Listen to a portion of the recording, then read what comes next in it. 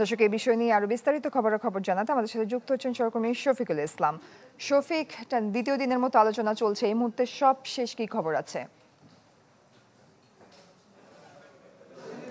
জয়ী রাজধানীর foreign service একাডেমিতে কিন্তু এখন যে আলোচনাটি শুরু হয়েছিল সকাল 11:30টায়, সেটির কিন্তু যে শেষ ব্রিফিং, সেই ব্রিফিংয়ের প্রস্তুতি কিন্তু এখানে সম্পন্ন হয়েছে এবং যে বৈঠকটি সেটি কিন্তু এখনও চলমান রয়েছে। আমরা কিছুক্ষণ আগেই যে ব্রিফিংটি হয়েছে সেই ব্রিফিংয়ে কিন্তু জানতে পেরেছি যে জাতীয় সাংবিধানিক কাউন্সিল গঠনের যে প্রক্রিয়াটি সেটি কিন্তু সেই বিষয়ে কিন্তু আজকের যে 30টির বেশি দল বা 30টি দল এখানে অংশ নিয়েছেন তারা কিন্তু একমত হয়েছেন। তবে দুটি ইসলামী দল, জামায়াতে ইসলামী এবং ইসলামী আন্দোলন সহ, তারা কিন্তু বলছেন যে এই যে সাংবিধানিক কাউন্সিল, সেই কাউন্সিলে আসলে রাষ্ট্রপতি এবং প্রধান বিচারপতির থাকার যে বিষয়টি বা রাখার যে বিষয়টি সেটিকে কিন্তু তারা দ্বিমত পোষণ করেছেন।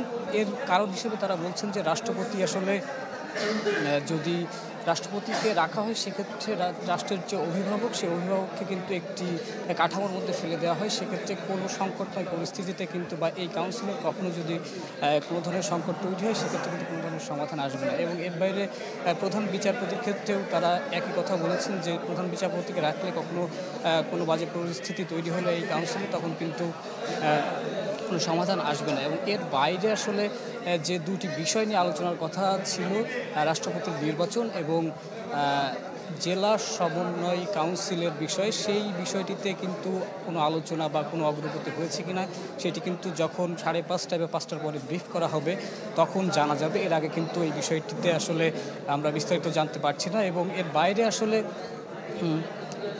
বাইরে আসলে যে বিষয়টি নিয়ে আলোচনা হয়েছে সেটি হচ্ছে যে এই যে জাতীয় সাংবিধানিক কাউন্সিল, সেই কাউন্সিলের বিষয়ে আসলে কতদূর আলোচনা হলো সেটিও কিন্তু আসলে একটু সময় সাপেক্ষ ব্যাপার, যেহেতু একটি গুরুত্বপূর্ণ বিষয়।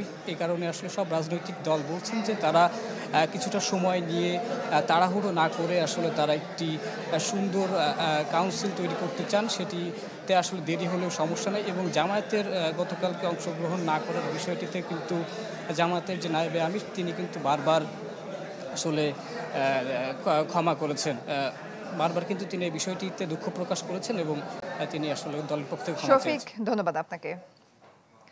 দর্শক, জাতীয় ঐক্যমত্য কমিশনের সাথে রাজনৈতিক দলগুলোর আলোচনা চলছে, বিস্তারিত খবর জানছিলেন শফিকুল ইসলাম।